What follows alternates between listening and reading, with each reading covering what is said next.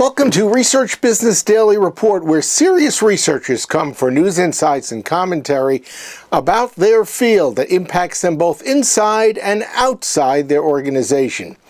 Today, now that the U.S. election has for some time had time to settle, the true polling experts have their say, and there is a variance in what these researchers who make their living through polling actually think about what, if anything, went wrong.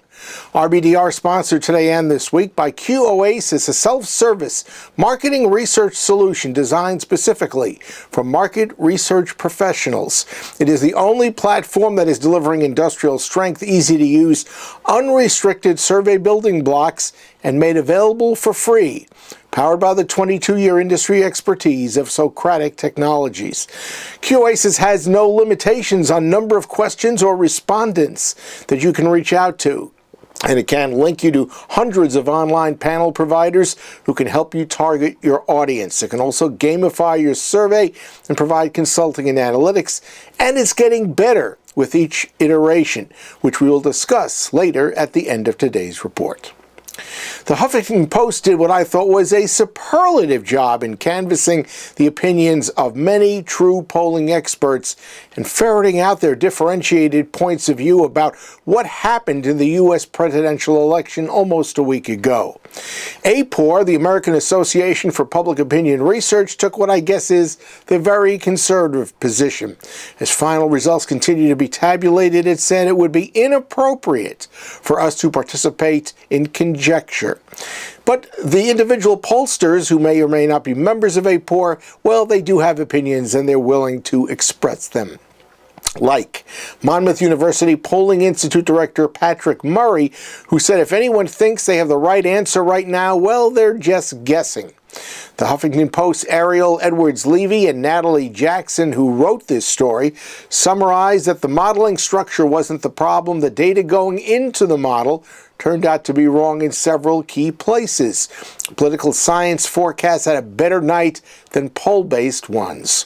Then there's the Washington Post's John Sides, who pointed out that several forecast models pointed to a Trump win, or at least a very close race. We may have excluded polls that mattered from our model side, said our decision to not include all landline automated polls might also have been more consequential. Next, Larry Sabato and two of his University of Virginia Center of Politics cohorts said for months they'd been told that they were underestimating the size of the potential hidden Trump vote. Now they say we didn't believe it and we were wrong. Andrew Mercer and his compatriots at Pew Research remarked that the fact that so many forecasts were off target was particularly notable, given, they said, because the increasingly wide variety of methodologies were being tested and reported via the mainstream media channels. Over at SurveyMonkey, John Cohen and Mark Blumenthal concluded one thing is clear: how pollsters determine who is actually going to vote is broken, regardless of the various approaches, whether by public pollsters or the campaigns themselves.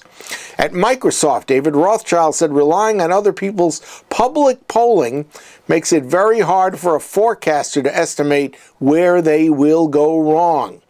On to Princeton Election Consortium Sam Wang, who concluded, in addition to the enormous polling error, I did not correctly estimate the size of the correlated error by a factor of 5.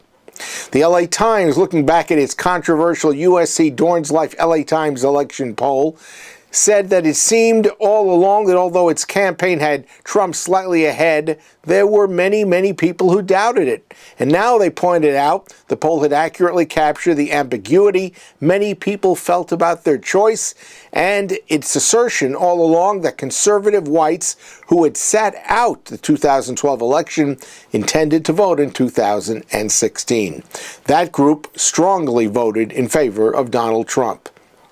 Tomorrow, we're going to present an interview with one of America's most accurate pollsters, John Zogby, about many of the ideas presented here with you, for you today. That's your Research Business Daily Report, sponsored by Q-Oasis, a self-service marketing research solution designed specifically for market research professionals.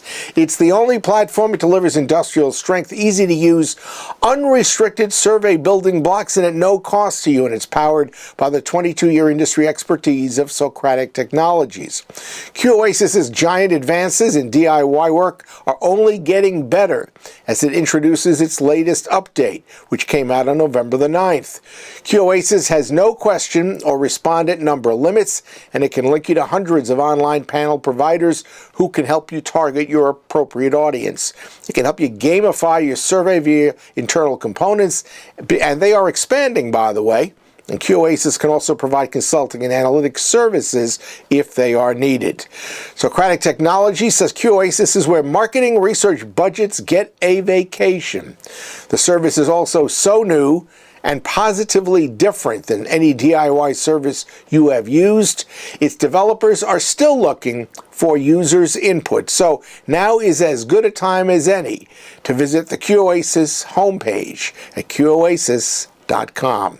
Have a great research day, and we will see you back here tomorrow.